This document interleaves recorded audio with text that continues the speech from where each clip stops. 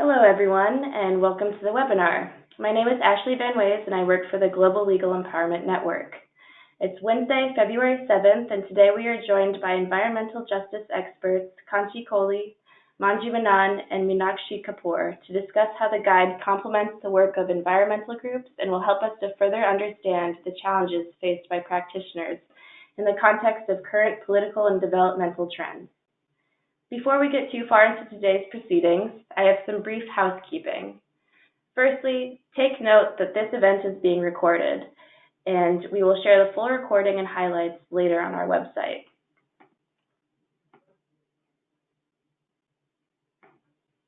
I also want to make sure you can hear well and are able to use our webinar system.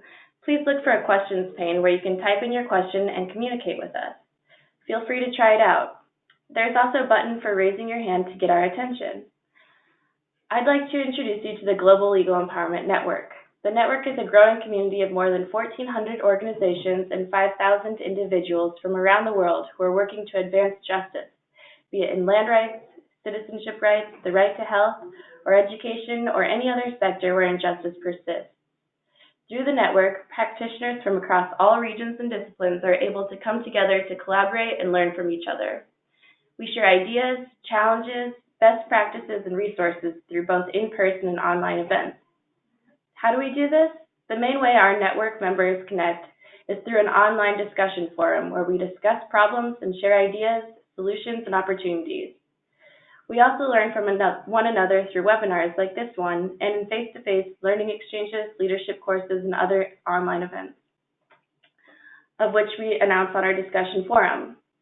Additionally, there is an online library which today has more than 1,500 free legal empowerment resources such as training materials, monitoring and evaluation tools, case management forms, academic research, and more.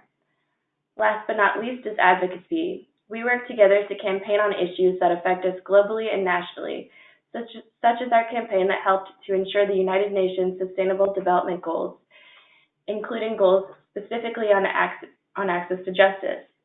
Keep an eye out for our new campaign, Justice for All, which is set to launch later this month. You can join the network on our website at namati.org/network. Membership is free and open to all. Just complete a sign-up form and you're in. We will be getting in touch with all of you after the webinar with a link to invite you to join. So please type in your questions in the questions pane as we move along. We will collect them and do our very best to answer every question. There will be time after the presentation to pose some questions to the presenters directly. Time permitting, we can also give the floor to participants, so let us know via the questions pane if you'd like to be unmuted and the question or topic you'd like to talk about. And now I am pleased to introduce Manju Menon, who will be moderating this webinar. Manju is a senior fellow at Center for Policy Research, where she co-directs the Environmental Justice Program at Namati. Manju, over to you.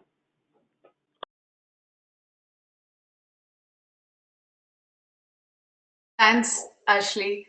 Hello to all of you who've joined this webinar from very different places.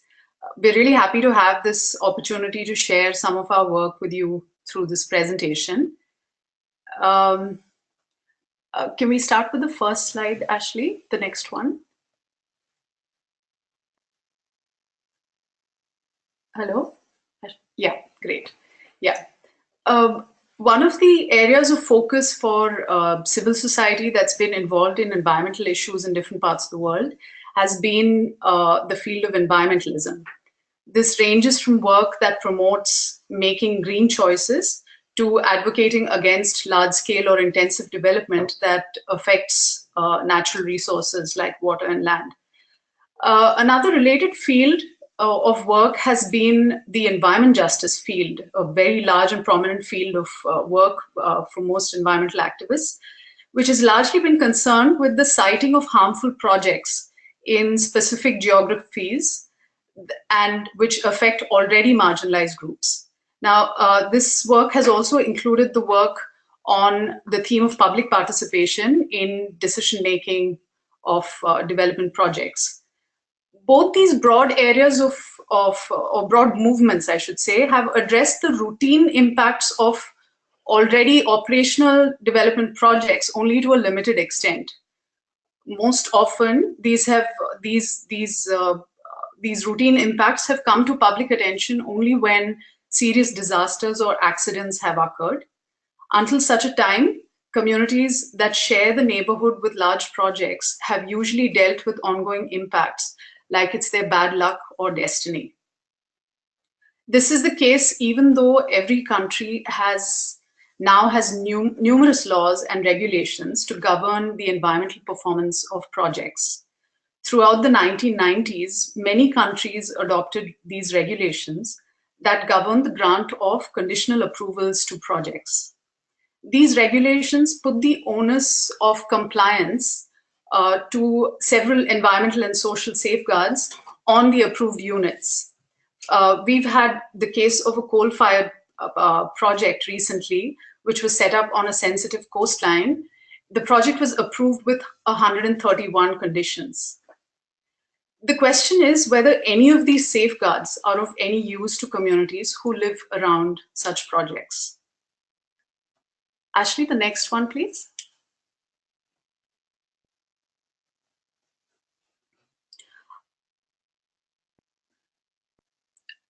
Yeah, this is an example of a clearance letter to a project that's located in a coastal area in southern India.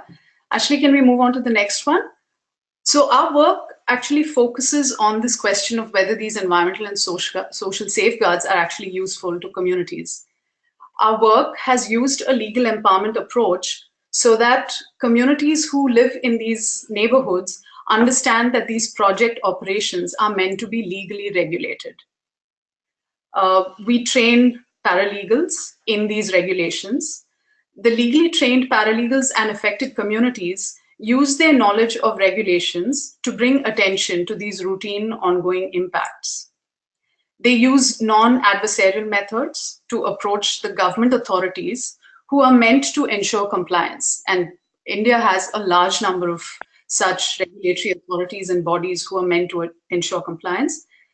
This kind of approach could complement other strategies that are used by affected communities, such as protests or litigation or even high-profile media campaigns. This work allows us to emphasize accountability to rule of law. This is actually a very important requirement because it helps us stay out of how most conversations go on development. It's usually about whether you're pro or anti-project or development. Finally, this work helps us shift the discourse from target-based project approval rates. This is usually how governments frame or look at the approval process itself in terms of how many projects they've been able to clear or approve in a particular year. It helps us move from that kind of a target-based approach to look at quality of many of these projects. I'll hand over now to my colleague, Meenakshi, who will take us through this new guide that we've just put together on this work.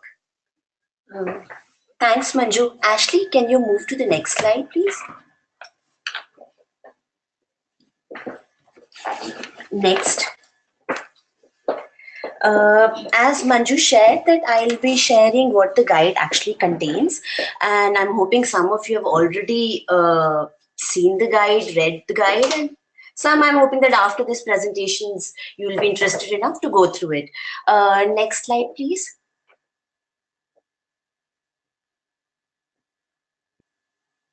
Ashley, next slide. Yeah. As you can see on the left-hand side of the slide, it provides the contents, the basic layout of the guide. There are 4 parts to the guide. While the first 3 parts have the paralegal, the community paralegal at the center of the program, the 4th part is more about the elements along with the paralegal that go into making an effective, functional paralegal program for environmental justice. So it tries and show how paralegals fit with other pieces of the program. So this is the basic layout of the program, and through these 4 parts, what we're trying to do is, I won't say that we are trying to give answers to how-to questions, but rather give a direction to how somebody who's looking to design a similar program, to their thinking, the line of thinking that one could adopt. So these questions could be how to frame a case problem statement, or how to select which remedies to pursue, or how to turn the experience that one has from the cases into concrete policy suggestions. Next slide, please.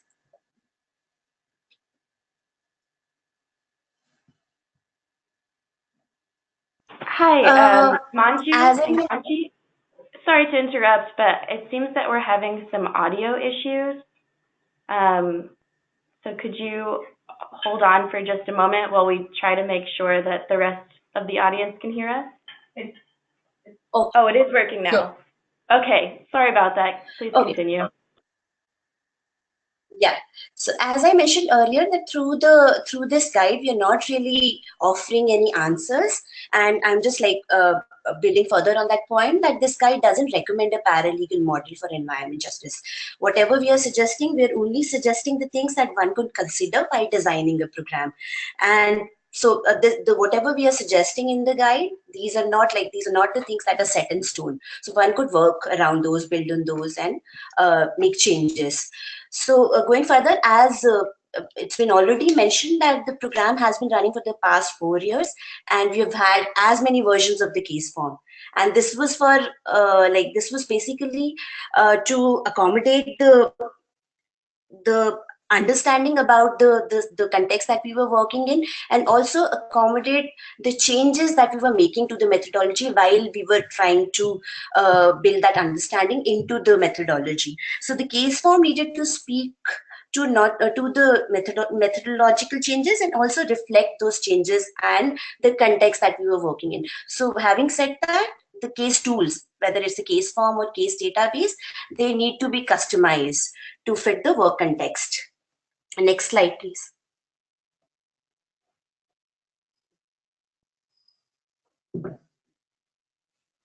Next slide. Yeah.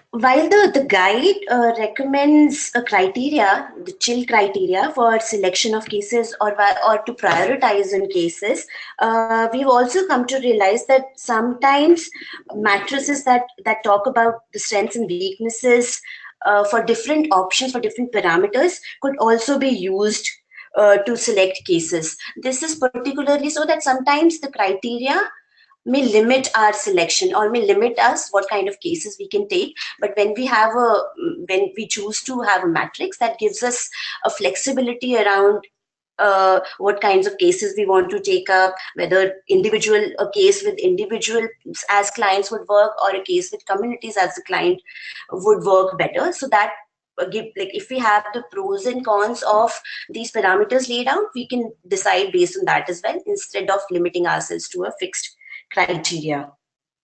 Next slide.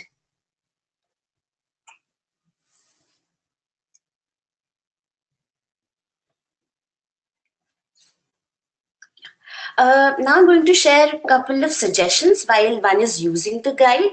One suggestion is that don't miss the annexures, because they have the important things such as sample letters when the paralegals and the communities together make complaints with the government offices, or letters that give some concrete policy suggestions which are drawing out from the cases. Also on Namate resource library, there are some very useful resources. For instance, our case form, case tracking form, and also a note on ground truthing methodology, which is a process of assessing the ground situations, along with what the comparing the ground situation with what is there, what the environmental regulation prescribes to different permissions and consents. Next slide.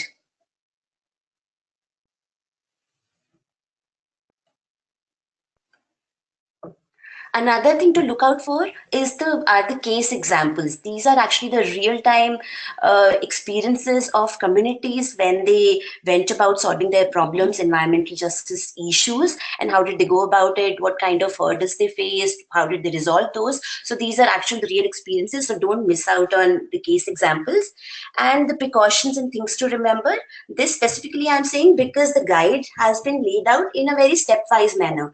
So when it comes to integrating 2-3 steps together and coming up with certain suggestions or lessons, synthesizing those, that work is being done through through these precautions. So these will also be useful when one is thinking of starting a paralegal program. Next slide. Last suggestion from my end is that there are certain key differences when one is going through the guide. You would notice those. One is that how to identify community partners or our clients from a group of people who are affected. There are certain strategies which look very similar, but in effect they could be very different. For instance, mediation and negotiation. So those kind of differences have been laid out very clearly in the guide. And third is, how does one evaluate the success of a case? That could be done at various levels. At the level of the case resolution, if the problem is resolved with which the case started, or the paralegal's efforts, have the efforts made by the communities have actually led to a solution, or is there something else that is happening? And also client empowerment, which is the main goal of the program. Our community partners or clients are empowered after or while working with this methodology. That's it from my side. Now I'll request Kanchi to share the key challenges that the program has faced. Thanks, Meenakshi. Can we move to the next slide? Yeah, thank you. So I think what I'll just try and share is a few practical experiences when it comes to undertaking paralegal work for environment justice, and especially with the legal empowerment approach. We're trying to work with two kinds of people, as while there are those who are complicit to the problem. What the actual work involves working to work with governments on the one side and affected people on the other. And quite often, what one realizes is that even though we would desire this to be a step-by-step approach, it doesn't always work in a linear way. You need to try and build in strategies from all different kinds of adapt the approach, pick up strategies along the way. So even if the guide would give an understanding that you do this and then followed by this you do another thing, often that innovation needs to be part of the process. And I'll just basically highlight a few challenges that we have faced in the work when it comes to both looking to empower citizens and affected people, as well as get responses from the government. Next, please. So just the first 4 kinds of issues that definitely come up when working with governments, and is starting with just getting the institutional response. So a lot of the solutions to getting addressing problems or addressing impacts really relies on getting an institution to first respond, and then even if they respond, next slide please, even if they respond in a way that this letter will show you, there will be clear directions that will be given, orders will be given for cleanup, restoration, to really actualize it on the ground. So there have been instances where there have been notices after notices. The government is technically responding, but it has not necessarily meant that there is on ground things have changed for the affected people. The other issue is linked to this, is that sometimes the responses are not there because there's a very thin line between public and private right now in many parts of the world. A lot of projects are backed by governments, they're owned by governments. So the government's actually taking action against governments, or in a project that you're directly involved in, is often a challenge that comes up. Next, please. The third issue is with respect to the law itself. A lot of this work relies on having legal hooks. The chill criteria that you would see in the guide really talks about having a legal hook through which you will try and get a remedy or get a problem solved. But in many parts of the world, and definitely in India, laws are changing quickly. Next, please. Next slide. Laws actually are changing so quickly that several of the legal hooks that you would be relying on suddenly slip away. So then you need to work towards getting either newer legal hooks or finding other kinds of institutional responses, stable laws which are not changing so fast. So I think those are the kinds of issues that come up. The fourth problem with working with governments is that in many parts of the world, and even in India where we work, there's a complete breakdown of trust between people and governments. So you just don't even trust going to the government. Starting off a paralegal program where we're looking at administrative remedies to even convince people that it's better we've tried other approaches. Could we actually look at another form of trying to get administrative remedies? The government is not a trusted entity for several people. So I think that breakdown of trust is there. Which is the challenge for this work. Next, please. Many of us, I think, will also know that it's not always easy working with people as well. For a range of reasons, a lot of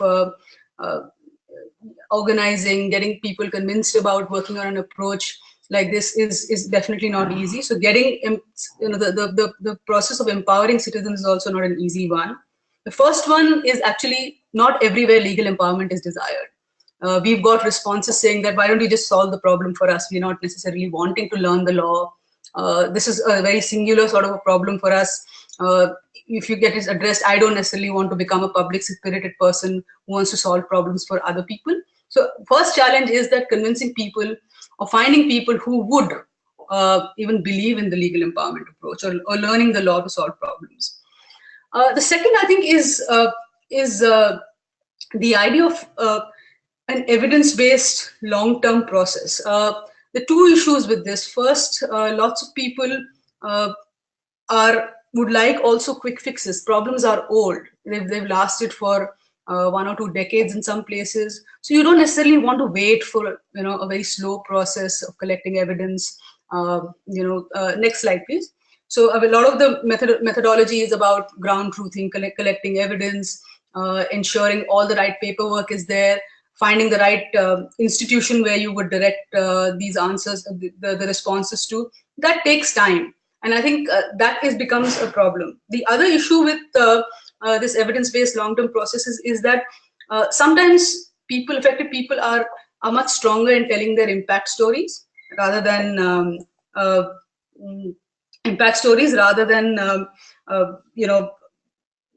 very quickly. Basically, so developing that evidence becomes a problem. Next, please.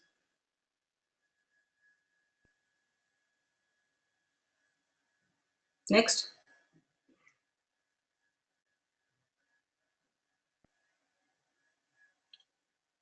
Yeah, these are just examples of slow ground truthing processes that have led to solutions and responses from the governments. Next. The last 2 points I'd like to just share with working with affected people is that about what do we want to do about the problem is often a challenge. Even within the affected community, not everybody wants the same kind of solution or remedies. How do you actually ensure that the solutions that we are asking for are not just displacing the impact from one place to another? There are different. How do you deal with difference of opinions? So I think that becomes a challenge. And finally, I think issues of gender involving women in this process. A lot of these processes are seen as a lot of issues of land, laws. First set of people that you encounter are men, sometimes even young people and young youth of the village, which is very good, but it often becomes a challenge to involve women in this process. So even the process of empowerment for both cultural differences as well as how these matters have been dealt with traditionally in these places becomes a challenge for this approach. Yeah, thank you. That's the presentation we had from our side. It'll be great to have some questions. I think we can take several questions now. Since we have about, we have enough time.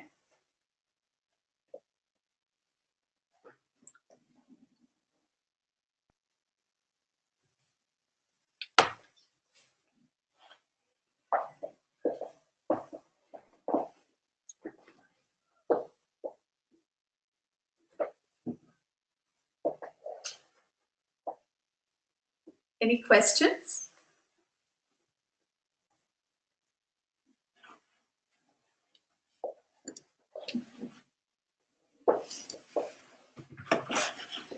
Hey Manju, I'm putting all the questions on the document I sent you. Yeah. I have one question so far. Maybe read it out. I can read it out. This is from Shambhavi.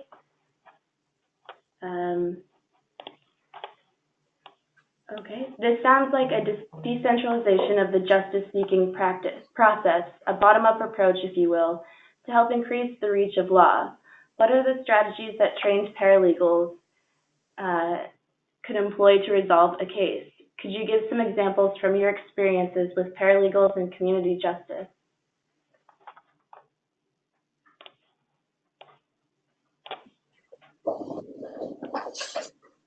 Sorry, Ashley, can you please repeat that? Sorry, I'm having some difficulty with the document.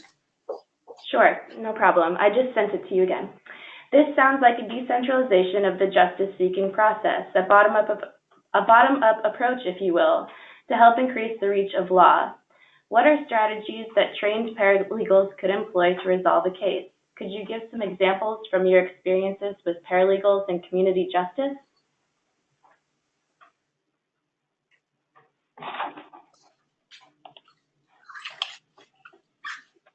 Yeah, I think a lot of different kinds of strategies community organized paralegals have used. It ranges from ensuring.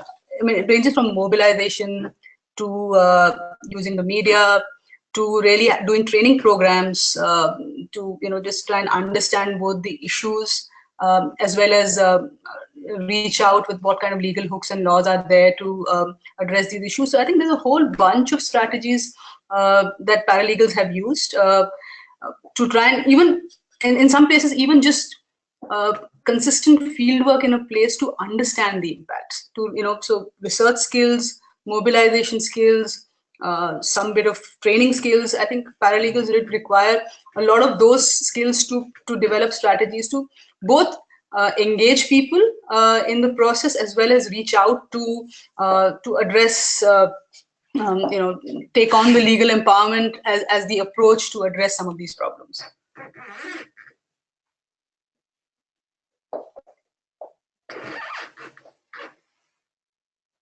Yeah, sorry, I had some technical difficulty with this document. It's open in front of me now.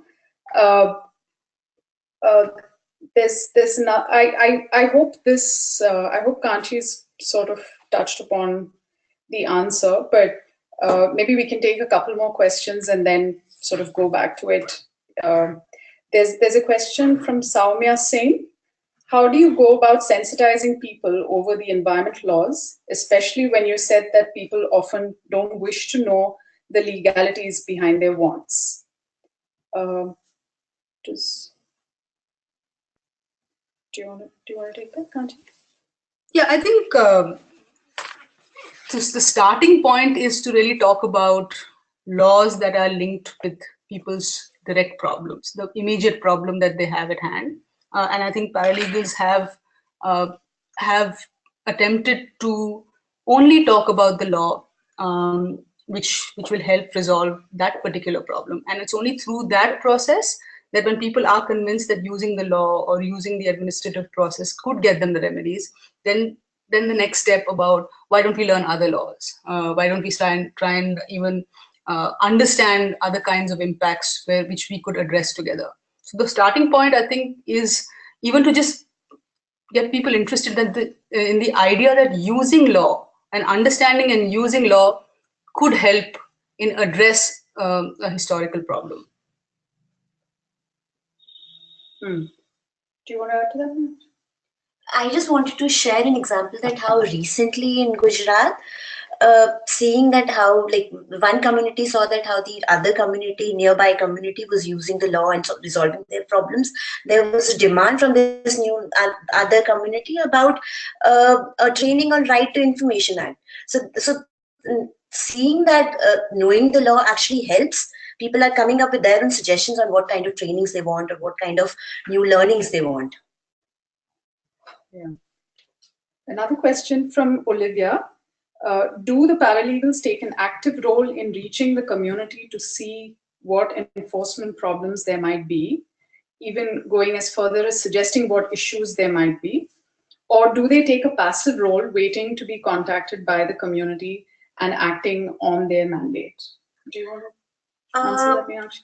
We have tried both actually. Initially, when we started the program, at that time, even our paralegals by themselves, they didn't really have actual experience of solving the cases. So even their trust in the law needed to be built, and they also needed to be sure that the law can be used to solve the problems. So we had to reach out to people. We were doing trainings, we were doing street plays where we would talk about, and initially we were only focusing on 1 or 2 laws, which they would talk about how this law can help people. And then once we started talking about the law and where these laws have spaces for communities to secure their right to livelihood or their right to have a decent living, then they started bringing their problems to us. And now that the system is like, it's been 4 years into the program and people know about our work and the communities are pretty familiar with the work, and even the paralegals are quite known in their area. Now communities by themselves ask us about if we could help them in the problem. And sometimes paralegals don't really know that particular law that would be required to solve a problem, or they would not even know how to go about solving the problem. And this way, even the paralegals are learning which other new avenues or laws to look out for, or we need to learn more about. Yeah. You want to add something? No, that was great. There's another question about how do we bridge the gap between the government and community? Can you please share some examples? Kanchi? I think the biggest challenge is to ensure that the government, which is usually in their offices and would receive a letter and might not respond to it at all, the idea is, the first thing is to even ensure that the appeal that gets to them is persuasive enough to push them to get out of their offices and actually come to the site to really understand, see the problem. So the starting point is just that. I don't think there's a great formula for this, but I think persistence definitely pays in this. Just constantly ensuring that there is credible complaints, regular follow-up, visits to government offices. We've had paralegals actually who visited the government office when there has not been a response, sat down in the office, worked with spoken to the government with clear evidence to say, sir, actually your conclusion might not be entirely correct, because I'm telling you this is exactly where the site is and the problem is present in the site as on date as I'm talking to you. So I think that evidence definitely has a very important role to play in persuading the governments. And I think through this process, both with paralegals and affected communities, there is that thing about, there is that process of even building the confidence to be able to walk into a government office, sit in front of a government official and be able to argue out your case with a conviction. We often speak about it in terms of, can you actually describe the problem in one sentence rather than a long story, because a lot of government offices don't have the time to listen to long stories, much as they're extremely important, full of experience, full of a lot of different kinds of emotions. But government officials don't have time. So very crisp, clear way you could do it. No, this is not to say it works well everywhere. Even sometimes an entry into government offices is difficult. So I think it just gradually, case by case, region by region, to build those allies in government where you sometimes are speaking softly, sometimes a little stronger, I think that strategy is definitely both part with paralegals as well as affected people. Yeah. In some cases, we've also had examples where after a few cases have been taken to government officials, they also get more open-minded about this work and more accepting about the the complaints that people bring to them, because the truth of the matter is that government agencies who are given the task of ensuring compliance are also very poorly resourced and poorly funded. And in fact, there are many studies which show that the number of officials who are available for this kind of work are very few, far less than what's actually needed. And so in some cases, government officials do gradually understand that this is important work that needs to be done, and that this can be done in a collaborative manner. There's another question from Cheryl Little. How do you identify communities where a legal empowerment process can be successful? Do you conduct situation assessments, and what do you look for? Yeah, let me try to answer this. We actually in India, we work in 4 sites, and we primarily decided to work in these areas because they are affected by a large number of projects that have been operational for a very long time. And as I said at the beginning of the presentation, these are not places that have received the kind of attention they need for the impacts that they face. And so to some extent, our sort of decision to work in these areas has been dependent on the developmental situation in these areas, not so much in terms of whether communities would be open to a legal empowerment approach. But of course, I mean, we've had mixed successes with the legal empowerment approach. As Kanchi has said, it takes a long time sometimes to get communities to be involved in this process. Oftentimes, in fact, during our first year, many of our cases had just 1 or 2 people working with the paralegals because no one else was willing to come forward or had the time and resources to actually participate in this kind of exercise, because some cases take up to 1 and 2 years to reach some stage of resolution. And so, I mean, so far we've mostly worked in these 4 sites, but of course, going forward, it would be necessary to conduct some sort of assessments about where this work might be more possible to do. We haven't really thought very much about that area because we actually have a large number of places where this work is really important. And so we are hoping to take this work to more areas. Does either of you want to add to this? No? Okay. Then there's another question. In considering different types of remedy strategies, what are some of the key criteria or factors you would focus on? Kanchi or Meenakshi? I mean, I can try. I think some of the things that we have definitely thought of practically is that those which are not necessarily a one-time, so like the problem, the remedy should be such that it is long-term.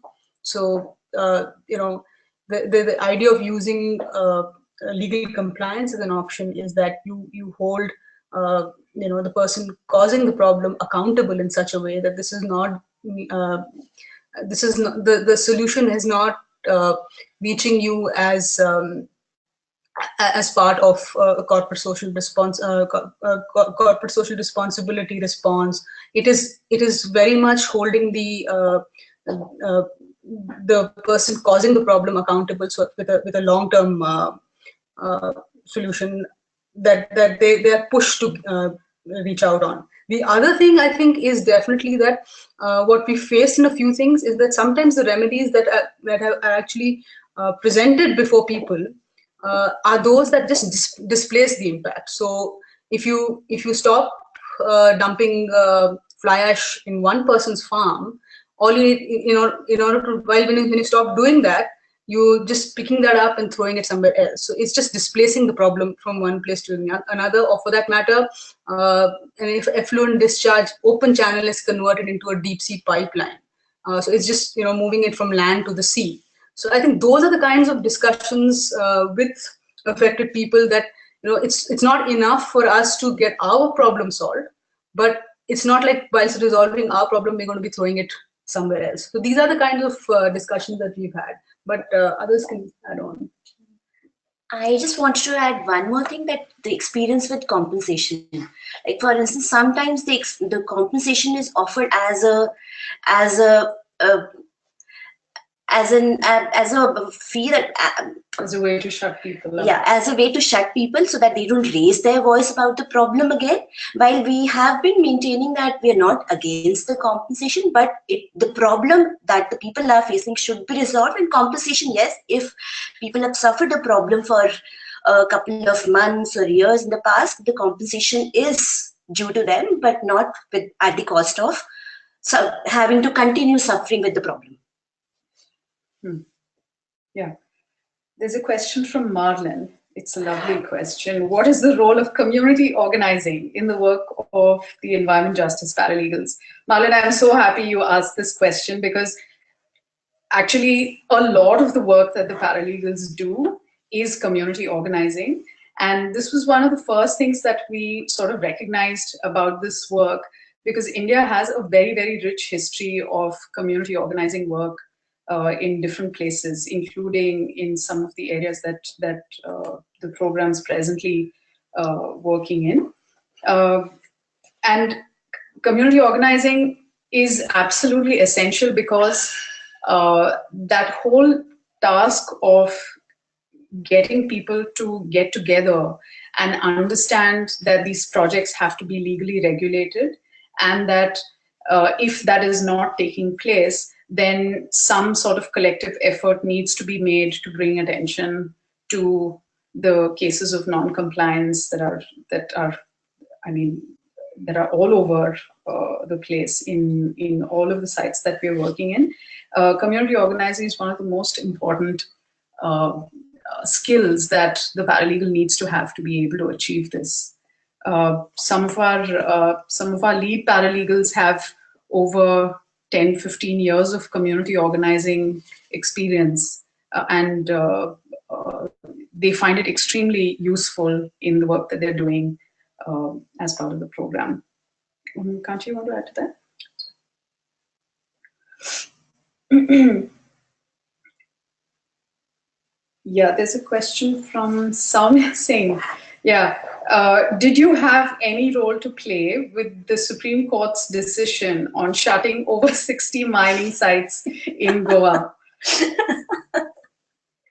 Absolutely none.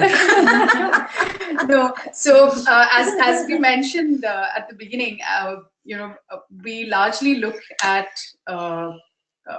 we largely use a methodology which does not involve going to courts.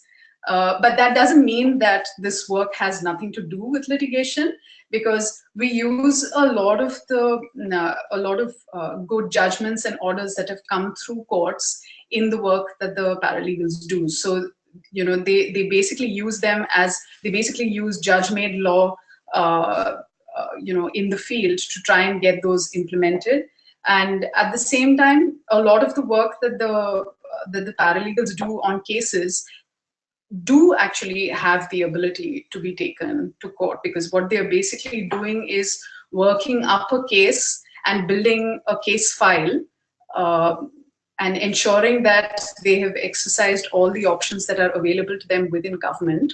And if communities feel that they haven't got remedies, or they haven't been satisfied with the remedies that they've got, it's always possible to do that. But we don't do that part of the work. There are others who are far more qualified in India to be doing litigation, and so we leave it to them.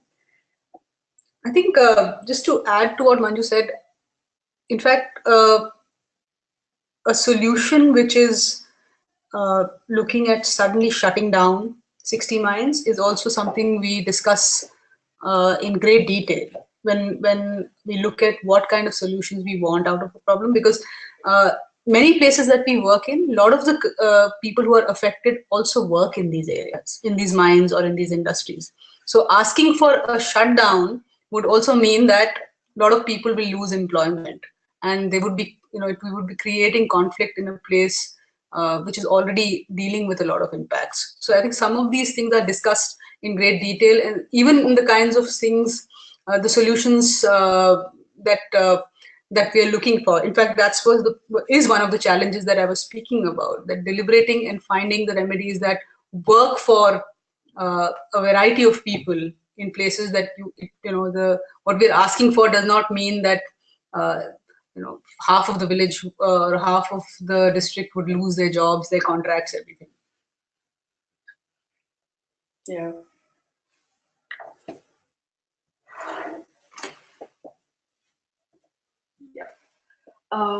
There's a question on gender. I think gender was mentioned as one of the challenges, and is certainly a big challenge for my organization's paralegal work in Cameroon. In the paralegal program you're working in, what has been the most effective way to increase women's participation? Do you have training places reserved for female paralegals only to ensure a good gender balance? Kanchi? Couple of things that we have, like while doing the trainings, a few things that we have kept in mind is that, and these are like well-tried methods all across in development programs all across, it's like the timing of the training. If you do it during the daytime, morning time, women usually are busy around the time. So you have your trainings after, like sometime in the afternoon or early evening. Then having female paralegals, community paralegals, females, that has really helped us in getting more involvement from the female, having more female clients on board. And we've also realized that certain kinds of issues somehow have seen more interest from the women. For instance, issues that are related to dumping of waste or pollution of contamination of water resources. So these issues have particularly been very these issues have been have had more participation from women as clients and as people who go about solving the problems. Just to add, I think one thing that we've tried and to do is also develop partnerships with, say, local self-help groups, local women's organizations, where it is the work, the outreach to even reach out and assess the kind of impacts that women are facing, involving them in training programs, or even essentially going to the government offices and talking about this. These partnerships have been very, very important for the work, for the paralegal also. I mean, for a while in western part of India, we were doing a lot of the training programs in the office of this women's group, which ensured that a lot of the women who were involved with that women's organization were very much part of it. And finally, I think using training methods which are not, and this I think is partly for, in some of our cases has been very useful, is also not very dependent on the word. I mean, there have been games, there have been other kinds of methods which people who, there's not necessarily women, but all people who are not necessarily interested in documents, books, are finding other creative ways to communicate the law, have been tried, whether it's through street plays, through games, and try and get women involved. It continues to be a challenge. It's not like it's been successful everywhere, but I think we've been trying to be as creative as possible to get women's involvement. This is an interesting question about cases. Do you have many cases in relation to water usage? Kanchi, we have lots of cases on water usage. I mean, in the places that we are working in, whether it's industrial zones, ports, mining areas, both groundwater and surface water. So, and in terms of both depletion and contamination. So groundwater and surface water depletion and contamination has been a lot of, there have been several cases where where a particular mine is not supposed to discharge in a stream and the water is contaminated. This is probably a zero discharge mine. There have been also cases where a certain kind of construction on the coastal, especially in coastal areas, has led to a salinity ingress in areas where sweet water is already in shortage. So there are a lot of cases which are related to water usage in excess, so depleting the water resource as well as contaminating the water source.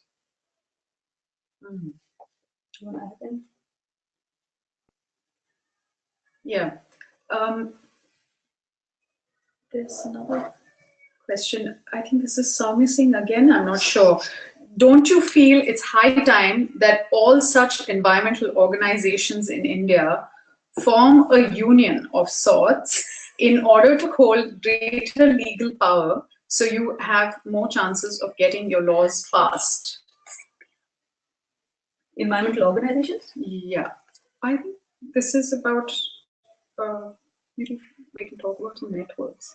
Yeah, I think there have, for environmental organizations, there have been processes and networks. I think what would be very interesting is also, I mean, the challenge of the legal empowerment approach is that if affected people themselves come together and organize themselves as a forum to be able to deal with these issues. So there is a lot, environmental groups often have different kinds of strategies, but I think in many ways, through the legal empowerment approach, what one is trying to do is also move away from environmental organizations to affected people themselves coming together as a forum, as a long-term forum, where the dependence on environmental organizations is itself reduced. I don't know if anyone of you wants to add to it.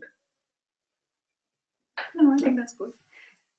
I mean, and even as paralegals become more and more involved in this work and realize the importance of keeping track of how laws are changing, who's actually writing these laws, what is the process by which these laws are passed.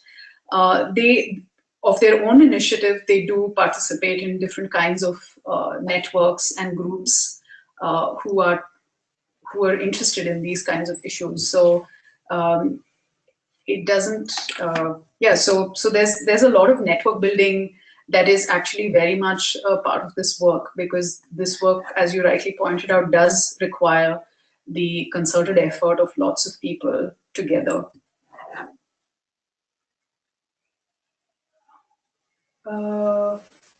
Yes, there's another question. When we talk about dynamic laws, how does the team negate the challenges raised by the same? This is a very big challenge that all of us face, because our laws are being written and rewritten and almost on a regular basis, and it's even worse because we're actually dealing with regulations which are government-made law, where it's even easier for government to actually redraft or amend these laws depending on various factors, mostly political economy. But one part of our work has been to actually keep track of how quickly and how frequently these laws change, and what those changes mean in terms of the work that the paralegals and affected communities can do. It is indeed a